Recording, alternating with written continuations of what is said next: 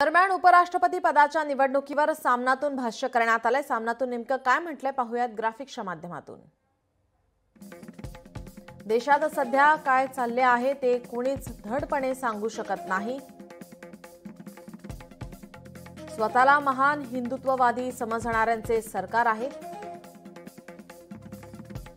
पितृपक्षातील मुहूर्तावर त्यांनी उपराष्ट्रपती पदाची निवडणूक घेतली आहे।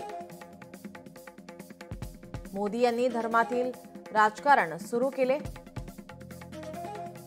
त्यांचा पक्ष चीनच्या सहवासामुळे धर्मनिरपेक्षता सेक्युलर वादाकडे झुकतोय असे म्हणता येईल काय?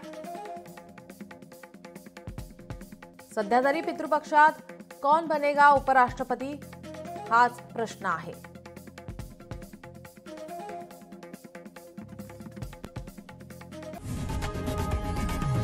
लोकशाही मराठी ऐका, पहा, जागरूक रहा।